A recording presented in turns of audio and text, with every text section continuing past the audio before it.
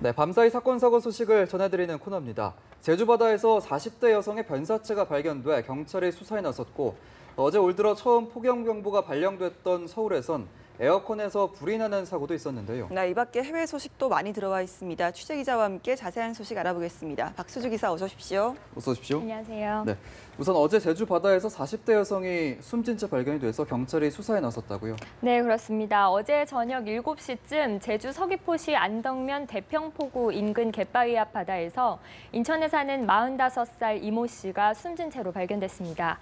국내 관광객이 저녁을 먹고 숙소로 이동하던 도중 이 씨의 시신을 발견하고 경찰에 신고한 건데요.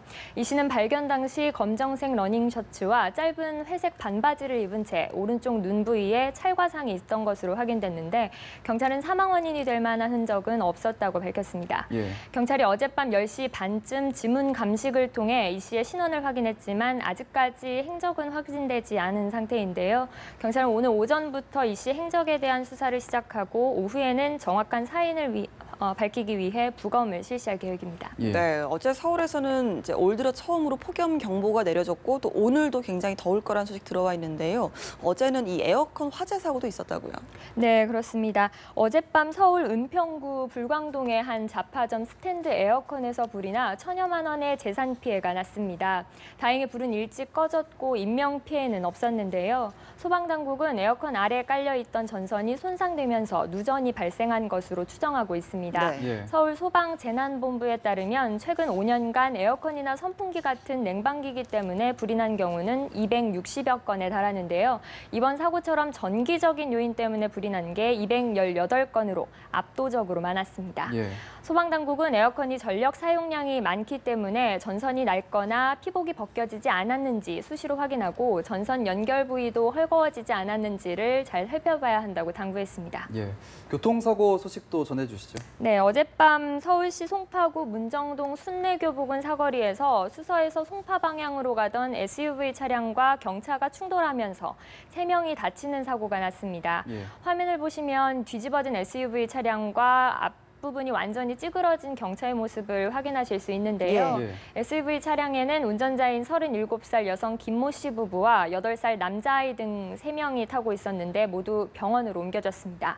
경찰은 사고 조사 결과 SUV 차량이 신호 위반으로 직진 신호에서 좌회전을 하다 마주오던 경차와 사고가 났다고 설명했습니다. 예. 경찰은 음주운전은 아니었다고 밝혔습니다. 네, 밤사이 해외 사건 소식도 많이 들어와 있는데요. 사실 며칠 전에 사우디아라비아에서 미니스커트 동영상을 올린 여성을 체포를 해서 국제적으로 비난을 많이 받고 있는데 이번에는 왕자가 시민을 폭행했다고요. 네, 그렇습니다. 영상 먼저 함께 보시죠. 예. 예.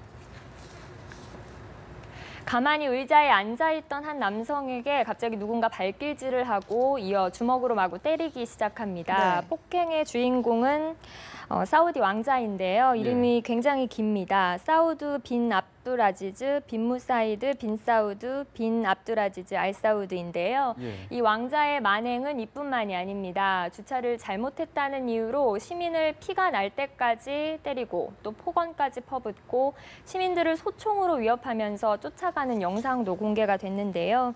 이 동영상이 인터넷에 퍼지면서 비난 여론이 커지자 국왕이 직접 왕자를 체포하라고 지시하는 등 부랴부랴 수습에 나섰습니다. 네. 예. 국왕은 지위의 높고 낮음을 막론하고 법은 누구에게나 평등하게 집행돼야 한다며 법원이 판결할 때까지 석방하지 않는 조건으로 구속영장을 발부하라고 지시했는데요. 예. 일부 다처제인 사우디에는 왕족 숫자만 15,000명에 이르고 이들의 횡포도 끊이지 않고 있다고 합니다. 예. 실제 작년에는 친구를 총으로 쏴 숨지게 한 사우디 왕자가 공개 처형을 당하기도 했습니다. 그렇군요. 한편 이 남아프리카 공화국에서는 서핑 경기 중에 상어가 나타나서 중단됐다고요, 경기가. 네, 역시 영상 먼저 보시겠습니다. 푸른 바다 아래로 상어의 모습이 확연하게 보이실 겁니다. 네. 이 상어는 길이가 무려 3m에 달하는 대형 백상어인데요. 예. 상어가 나타난 바다는 남아공의 제프리만으로 제2베이 오픈 서핑 대회의 준결승이 열리고 있었습니다. 예. 갑작스러운 상어 출몰에 경기는 결국 중단됐습니다. 경기는 호주 출신의 믹 페닝 선수와 브라질 출신의 가브리엘 메디나 선수가 치르고 있었는데요. 믹 페닝 선수는 2015년에도 바로 이 바다에서 대회를 치르다 하다가 상어의 공격을 받았는데 예. 맨손으로 상어를 쫓아내서 화제가 되기도 했습니다. 예. 이번에도 무사히 바다에서 구조된 패닝은 처음에 제트스키가 접근할 때는 영문을 몰랐지만 나중에 상어 소식을 듣고는 안도의 한숨을 내쉬었다고 말했습니다. 제프리만은 전 세계에서 상어가 가장 많은 바다로도 알려져 있습니다. 네, 지금까지 박수주 기자와 함께 밤사이 국내외 사건 사고 소식 짚어봤습니다. 고맙습니다. 고맙습니다.